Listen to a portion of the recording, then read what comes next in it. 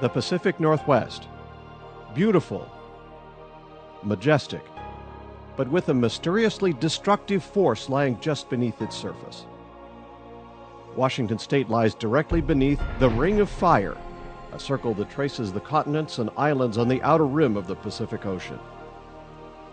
These are populated with extinct and active volcanoes, from New Zealand to the Alaskan wilderness. But a high concentration of these volcanoes reside in the Pacific Northwest and show a very active and explosive history in the not-so-distant past. Some mountains in the chain have completely disappeared in massive eruptions, such as the sites of Crater Lake and Newberry Crater in Oregon. Sleeping giants like Mount Rainier near Seattle and Mount Hood near Portland continue to keep scientists on guard. No better reminder of the potential for this ominous destruction was the awakening of Mount St. Helens in early 1980. What started with a few deep earthquakes below the mountain soon grew into signs of volcanic life when cracks in the summit snow appeared and a steam vent blew open a small fissure. More concerns arose when the north side began to bulge at a rate of 5 feet a day. Something dreadful was coming. On May 18, 1980, the event began with the largest landslide in recorded history as one side of the mountain gave way and unleashed a massive 9-hour eruption. A giant ash cloud followed, and cities to the east were eclipsed by it in the middle of the day. After the ash settled, 57 people were dead. Hundreds of square miles of forests were destroyed. The Toutle River Valley was filled in up to 150 feet in mud and rocks for 14 miles, and the Columbia River was shut down to shipping traffic from ash and mud flows. The United States had never seen such destruction in its history. Eruptions have continued from 1980 to 1986 and 2004 through 2008 as the mountain attempts to rebuild itself, as nature always does. With an event like this, people had no idea how long it would take before this area would return to normal. Some scientists estimated hundreds of years. But nature has a way of recovering more quickly than we first thought. Through massive tree planting efforts, as well as encouraging natural growth in the blast zone, life has come back, and the recovery has been amazing. Hi, and welcome to Mount St. Helens 30 Years of Change. I'm Mark Hendricks. Over the next hour, we'll explore what happened here 30 years ago, its immediate aftermath, and the amazing changes that have occurred here since, some of them with a little bit of human help. A lot of people remember exactly what they were doing the day the mountain erupted, May 18th, 1980. In fact, for many people who live within 500 miles of here, that moment is absolutely imprinted forever.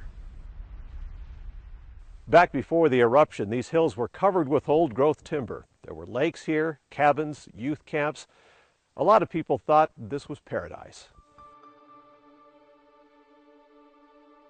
The forest was absolutely gorgeous. And of course the lakes were beautiful because they were all cold glacier fed. The lakes and the rivers were just pristine. You could go along the Toutle River where a stream comes into the Toutle, a little creek, and watch the steelhead go up those little creeks. Just a beautiful area, and it's a chance, a lot of city kids would come up during the summer, and that was their first real experience. I'd been up there once, and I'd climbed it in 1978, and so I had seen the area around the volcano from the summit, and obviously amazing forests. The beautiful grandeur of Mount St. Helens has drawn people for decades. As early as the late 1800s, local residents would come up for a leisurely drive through the massive old-growth forests, first by horse, then by automobile. They would horseback ride and camp in the hundreds of square miles of this amazing outdoor wilderness. Eventually, summer cabins, lodges, and youth camps dotted the landscape. drawing visitors on a regular basis. During winter, adventurers would hike the mountain, then ski down its almost perfect slope. The more daring would ice hike, then camp at the top for an amazing view. The diehards started clubs for climbing and skiing, all for the enjoyment of spending time at the mountain. Anglers of all ages took advantage of large trout, and there was no better place to cool off than in the glacier-fed waters of Spirit Lake. It was a recreational wonderland. I remember one particular winter when we hiked into the Y Camp and stayed there for 2 or 3 days. It was a beautiful, beautiful area up here. My wife and I and kids spent days up here in this area. You could drive all day in the Weyerhaeuser road system and the forestry roads and never see the same thing twice. Mount St. Helens' beauty was a bit deceiving, for it was a young volcano, lying dormant beneath its pristine glacial peaks. Most of what the mountain we know today was built in the last 2,500 years. So it's very, very young, very active geologically. Has basically grown up since the last glaciation. So Mount St. Helens was very smooth and symmetrical cone-shaped volcano, and very much like Mount Fuji in Japan.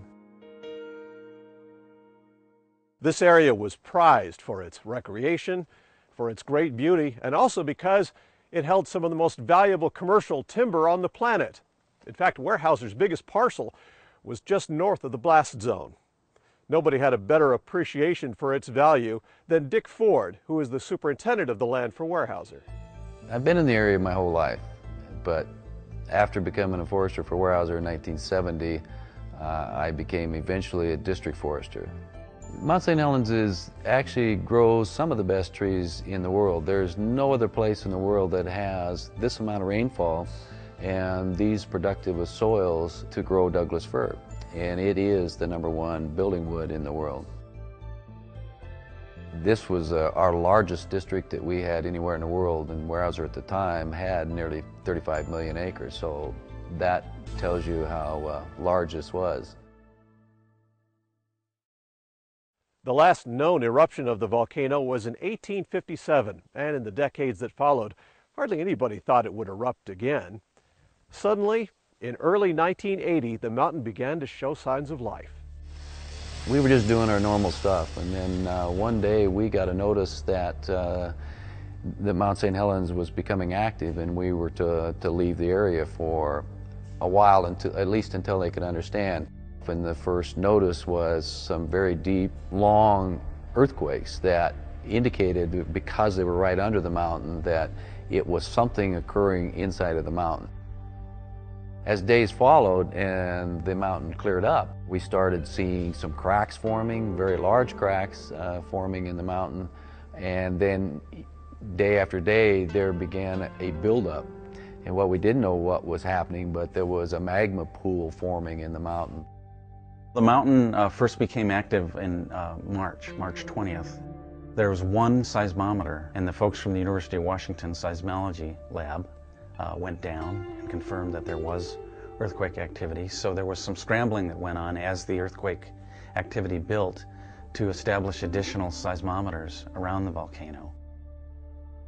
For those who grew up in the Pacific Northwest, the sight of a volcano's snow-capped peaks always brought a sense of awe and beauty, but hardly ever a feeling of danger. I can remember being in a classroom and we were talking about the Cascade Mountains and being told Mount St. Helens was a dormant volcano. I never imagined ever had the potential for doing what it did. A lot of these guys have been around here all their lives, families that homesteaded in the valley here. Stories of their dads and granddads that had worked out here also. So the general feeling was this was not going to be anything big. I mean, everybody's got a volcano that's idling somewhere around them, you know, but nobody expects to ever have to deal with it or be there when it happens, because it's, you know, hundreds or thousands of years in between. I'd be long gone before that thing would ever erupt. That's what we used to talk about. Of course, there are some people who are not all that surprised when the mountain came alive. If you know where to look, there's evidence all over this area of past eruptions, such as Silver Lake, which is the product of a mud flow from a long time ago. On the south side of Mount St. Helens, we have the Ape Caves and the cave basalt lava flows, which are a tremendous attraction. And they're from one period, as far as we know, in Mount St. Helens history, about a couple thousand years ago, when Mount St. Helens did produce a more mafic, deeper flowed magma, these basaltic eruptions. You can find ash from Mount St. Helens from past eruptions way up in Canada. So it's been a major ash producer, and these large vertical ashfall eruptions have been an important occurrence in the past. With the knowledge of past eruptions, scientists went to work on trying to estimate what could happen next. There was a lot of discussion, as you can imagine, about what the mountain was doing and what it was not. They thought that we would have a vertical blast, that all past eruptions indicated that that's what Mount St. Helens does. And what we knew was that this volcano could explode and was known for explosive eruptions. Visibly, the mountain was changing, and as it changed, I think even the people that have worked here a long time started realizing that this is not normal. Still didn't anticipate what actually did happen. And what geologists tell us is that the magma was rising, the hot molten rock was rising within the volcano. As it came up into this very wet snow cone of a mountain, was drying out the inside of the mountain, and there was pressurized steam which was erupting out of the summit. After the initial steam eruptions, scientists put more instruments on or near the mountain to try to figure out what was going to happen next and how soon. To their great alarm, St. Helens began to grow. The instrumentation at that time, 30 years ago, was much more primitive than we have today. As a matter of fact, a fairly new instrument available to the geologists at the time were these laser rangefinders, surveying device. And they actually had a new one that they had purchased that they brought up to Mount St. Helens, and they were putting targets, prisms on the side of the volcano and shooting a laser beam at them, and at very precise timing it would time the speed that it took the light to go forward and back. These things are set up to measure millimeters of motion, like the growth of your fingernail type rate. They were getting parts of a meter of motion. It was moving, 5 feet a day, and they thought the instruments were incorrect. So they sent the instrument back to be recalibrated, and no, it was correct, and it was swelling at that rate. It doesn't take any kind of a scientist really to tell you that if the side of a mountain is growing by several feet a day, that something really bad's going to happen. The mountain was being split into two by the rising magma, and this tremendous bulge appeared throughout late March and April, and that ultimately is what collapsed. With imminent danger on a magnitude never seen before, authorities redoubled their efforts to get people out of harm's way. But a few chose to stay despite the danger, most notably Harry Truman. He was a stubborn old guy. He just was going to stay there. It wasn't going to happen, And you either loved him or hated him. Even those outside the red zone were warned of possible danger and to be prepared. Authorities knew the mountain was ready to do something. But what and when was beyond anyone's wildest guess. I think those people who were trying to prepare for the worst case scenario had no idea that their worst case scenario was better than the one that we got. It was a beautiful Sunday morning, May the 18th of 1980, and volcanologist David Johnston was right about here on what is now called Johnston Ridge.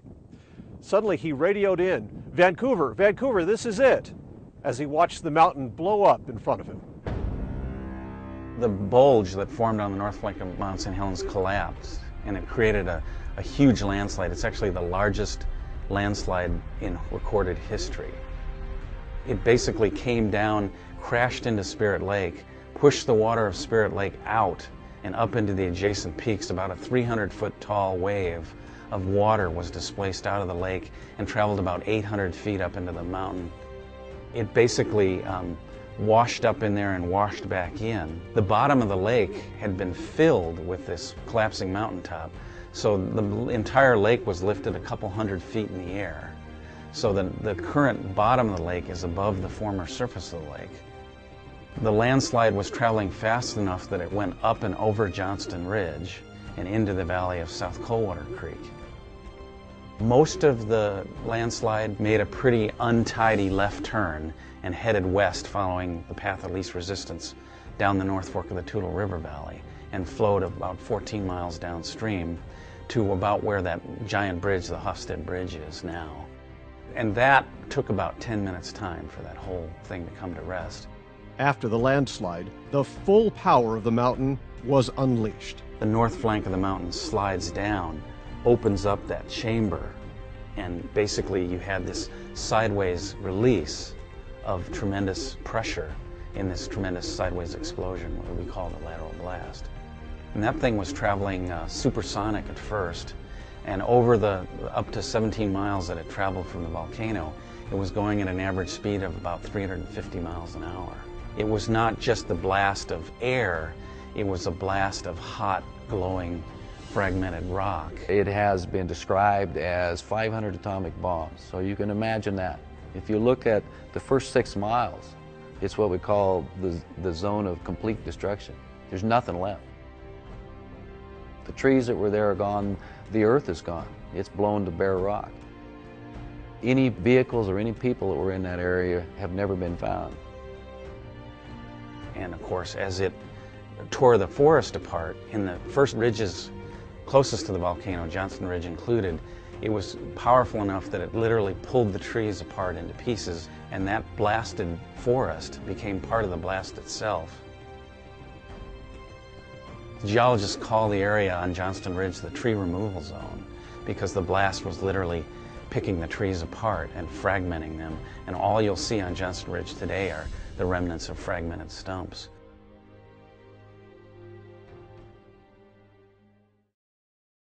The next 6 miles you have what we call the complete blowdown zone. So the wind was still 200 miles an hour and knocked over every tree standing. It began to slow and began to be following the topography. It, of course, was carrying a lot of fragmented rock with it, so it had weight to it. It was ground hugging, and kind of like a roller coaster. It was going up and over the ridges, and so you see the kind of the patterns of the jackstrawed trees laying every which way like needles on a frozen compass, recording the direction of that blast. Then there's another area that's 2 miles or 3 miles past that in what we call the heat-killed zone. It was no longer traveling fast enough to knock the trees over, but it was still hot enough to kill them in a standing condition. So around the outer margins of the blast zone, there's a standing dead forest that kind of marks that last bit of where the blast was traveling along. But it wasn't the end of the eruption, because now the vent was open. He had a direct pipe from the surface down to the magma chamber, and so the mountain began erupting vertically, sending ash up to 12 miles high for about the next 9 hours. And that followed the prevailing wind direction to the northeast, and of course turned day to night in eastern Washington. Even though the devastation was enormous, two things had become apparent about the eruption which kept many out of harm's way. What ended up going across the valley that took out Spirit Lake had come west down the Toutle River Valley. I think it would have inundated Longview, Kelso, Castle Rock, Toutle. The loss of life would have been much, much greater. It was bad enough the way that it was. There's been some estimates of approximately 300 people that would have been, including Weyerhaeuser employees and the contractors that we had out there, that would have been caught in this mess. None of them probably would have survived. It is very fortunate that it happened on Sunday. I would have been here. Once the mountain began to settle down after the initial eruption, scientists got their first close-up look at the devastation, and it was nothing like what they expected. When we first went in there, it was kind of disorienting because so much had changed. The old growth forests that were north, northwest, and northeast of the volcano were gone and had been replaced by a relatively smooth slopes covered with ash. And your initial perception is that everything's dead. I mean, I think President Carter referred to it. He said it makes the moon look like a golf course. And the other thing that was really difficult was scale. You know, these large 3-foot diameter trees were snapped in two. People described them as toothpicks when you were flying in a helicopter. And trying to identify, looking at the Toutle River Valley, where was the highway? Where did that come in at? And, you know, and finding the places where the highway used to go, just covered by walls of mud and debris. Did go up, and I was kind of amazed at the landscape. Camp was covered with, you know, several hundred feet of mud. There was not one green living thing in any direction, zero color. You didn't get to see a brown or a tan. Everything was ash gray.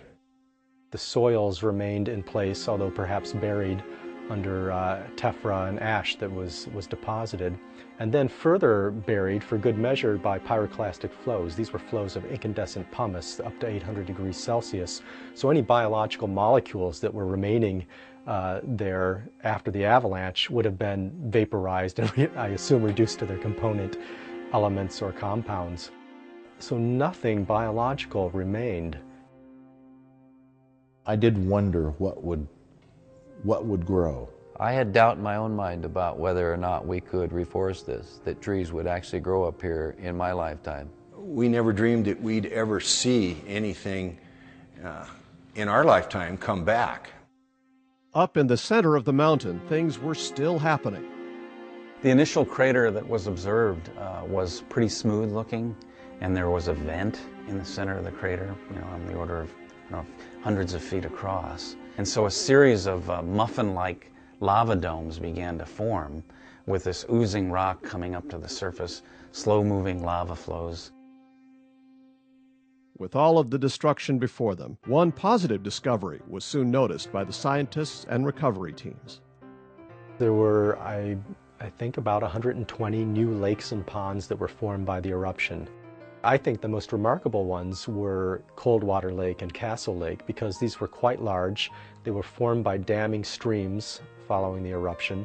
There was nothing alive in them, but they were clear and clean, and they were bright blue or in some cases emerald green. Those were, to me, potential fishing areas. You know, I was thinking about fishing in the years to come, if they kind of stock those, or are the natural fish going to come back up? As a young reporter in 1981, I landed in a news helicopter right over there next to Spirit Lake. There was downed timber everywhere. In fact, the lake was about half full of logs. Nothing alive around us. I have to tell you, it has been absolutely amazing to witness what has happened here over the last 30 years. For everything that's a destructive force, there's also something creative. I think as humans, our perspective is to think about what's destroyed in a catastrophe. But really, for an ecosystem, there's no value-based judgment there. The ecosystem starts from where it starts. As we landed and got in there on the ground and began to poke around, it was pretty clear where water had washed the ash away or where a crack had formed in the ash. There were many, many roots of plants that were still alive underneath that layer of ash. And where the ash was washed away by a stream on a stream side or on a steep slope, we began to see sprigs of those roots resprouting. So that timing of the eruption, that May timing when there was snow in the mountains, when the ground was wet and cold and the plants were dormant, was a key factor to lots of plants surviving where they could get through the overlying ash. One of the important processes for the formation of new plant communities there was going to be, and has been, the formation of new soils. The eruption occurred in May. Snow was still on the ground. The gophers were still underground and under snow, and so they survived. They may not have had a lot to come back up to, but what the gophers ended up doing was they ended up mixing the soil. They ended up bringing old soils to the surface. Those soils included seeds. And so by mixing the volcanic ash with with old soil and with seeds that facilitated the germination and the establishment of plants. What looked lifeless turned out to be anything but lifeless. It's part of the American spirit. You get knocked down, you get up again. But should you go to the trouble of rebuilding a forest if you're at the mercy of a volcano? For Dick Ford and the Forest Service, that was the key question.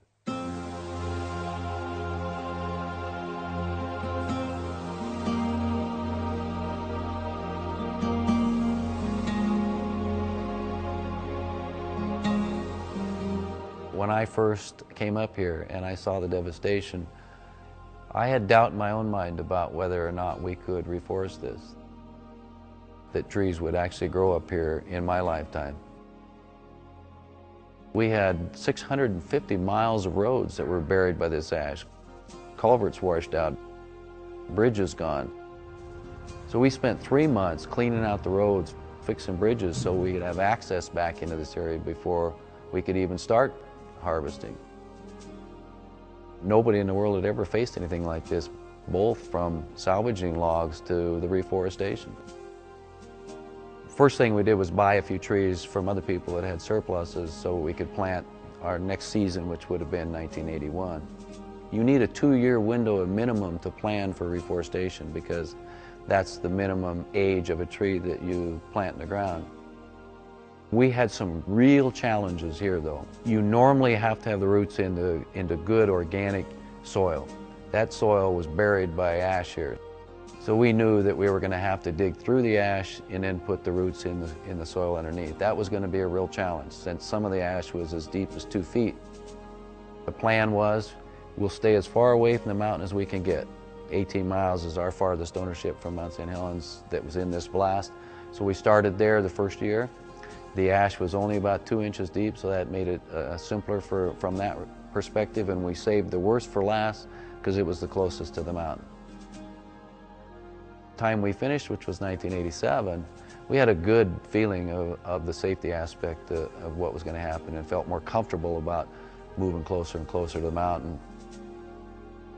By the time we got done, we had reforested 45,500 acres with a little more than 18 million trees.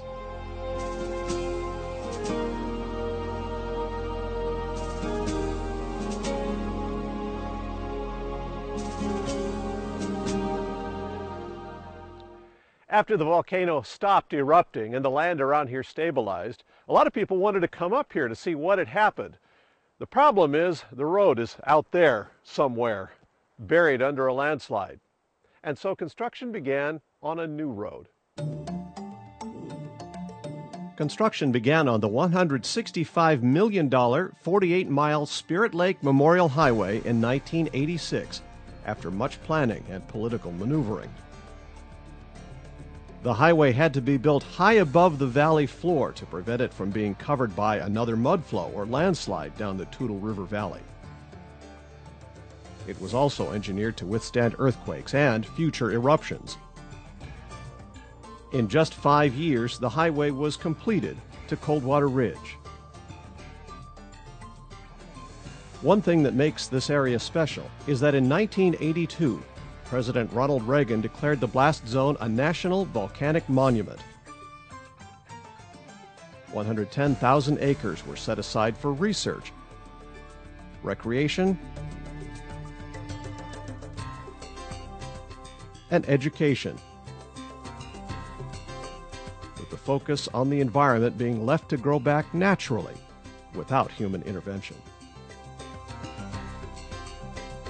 After the Spirit Lake Memorial Highway was completed, county, state, and federal agencies went into action to build 5 visitor centers, from Silver Lake to Hofstede Bluffs, the Forest Learning Center, Coldwater Ridge, and the Johnston Ridge Observatory. Visitors from around the world see firsthand the event history of the eruption and the mountain's recovery.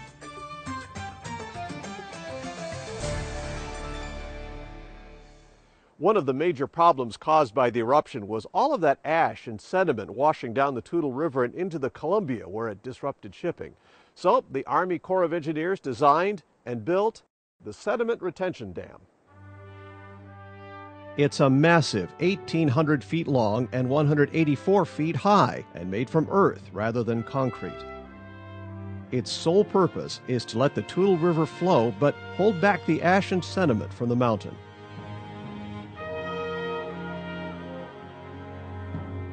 At the 20th anniversary of the eruption, Cowlitz County honored the 57 people who died in the 1980 blast. We did a big memorial for those that were lost during the eruption of the mountain, and we have a big plaque at Hofstad Bluffs that's sort of dedicated to those who didn't make it. So we had a big ceremony there, and we've had several since to kind of celebrate and remember what we had here. After the initial eruption, a lot of people were wondering, when is Mount St. Helens going to erupt again? After all, volcanoes are in a constant process of rebuilding themselves, and Mount St. Helens didn't disappoint. March of 1982, there was an explosion from the dome, and it melted a bunch of snow and ice in the back wall of the crater, which broke out and created a flood down the North Fork Toutle River, a small mud flow that went essentially almost down to where Elk Rock is.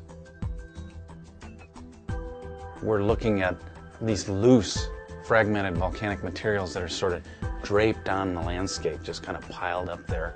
And where water runs down through it, like the canyons in front of the crater, it carves these tremendous notches in this loose material.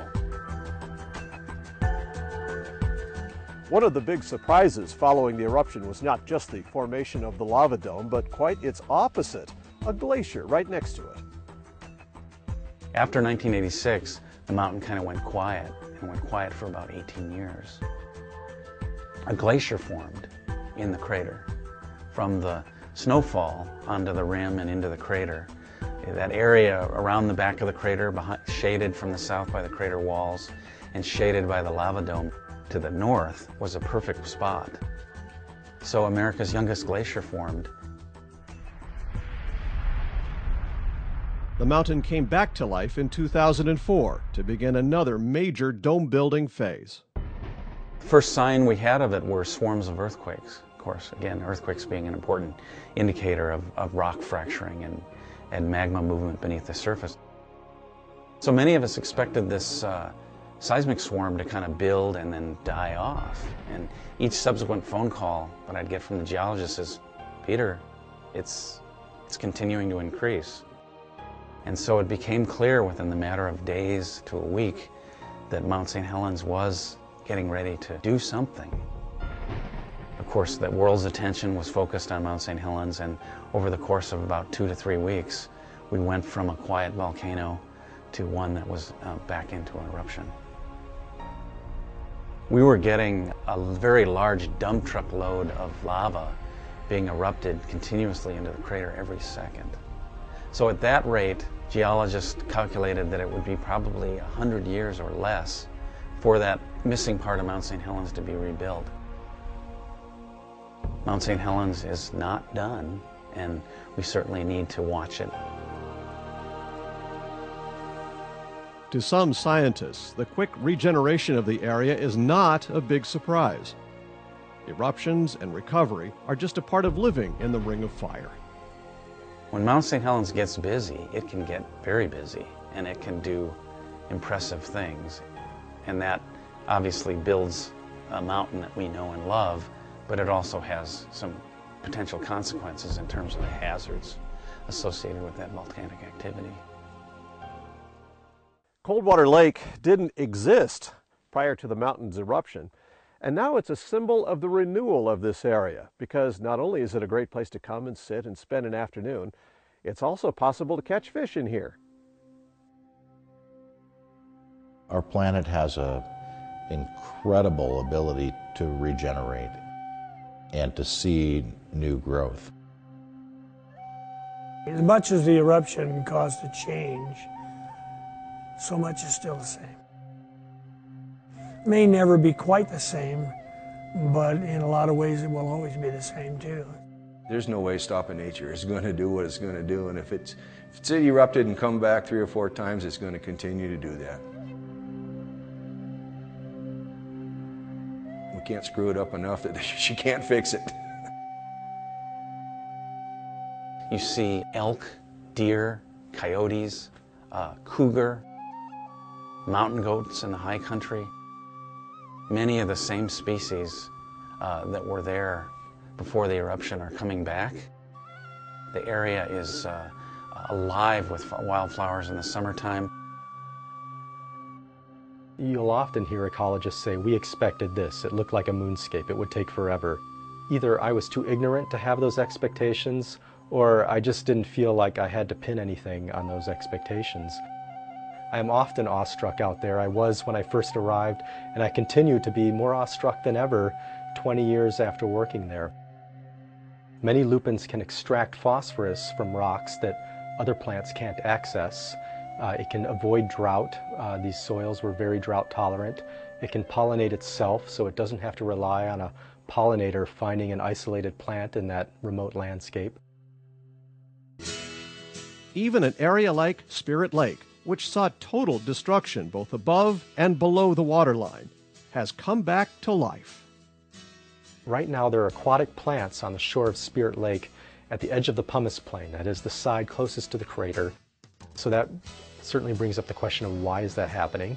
And the reason we think that's happening is because nutrients must be coming into the lake from the pumice plain. We think that that probably reveals that there's a striking link between the development of a new terrestrial plant community and what goes on in the lake at the edge of that community. You just never dreamed that there'd ever be anything alive in that lake ever again. And geez, they're recording 4 and 5 pound rainbows in there now. So everything comes back.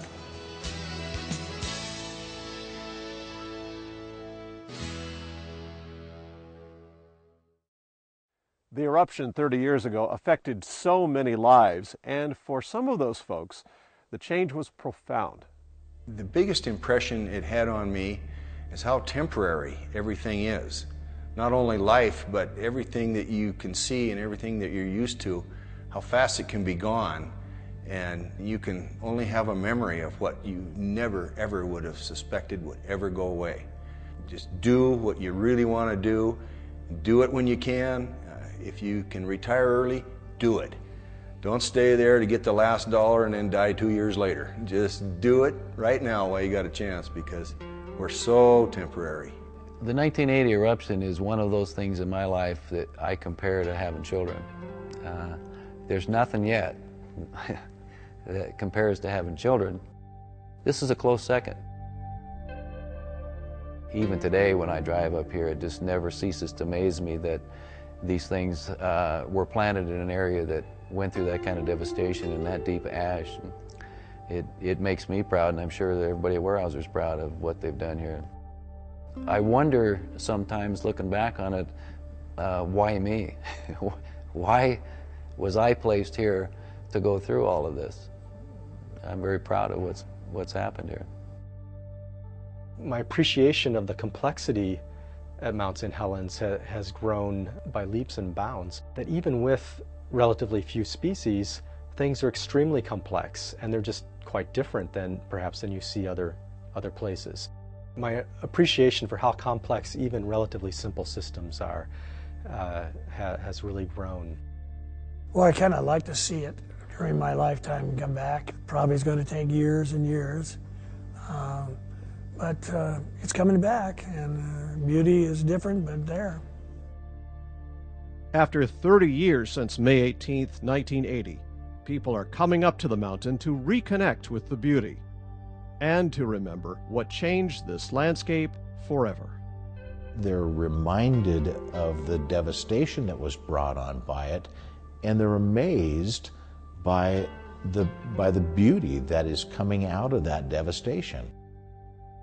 If you want to see a good example of the way that life takes care of itself, this is a great place for it. People that haven't seen it really need to do that. It really opens your eyes to nature, the beauty of nature, and also the power of nature and what it can do to one's life. You don't realize that you have so much beauty and power right here, right locally. And people need to, local people, I think, ought to take advantage as well. The earth is always changing, and as Mount St. Helens has shown us, this could be a place of great devastation and of great beauty. You really ought to get up here and see it sometime. Thank you for watching.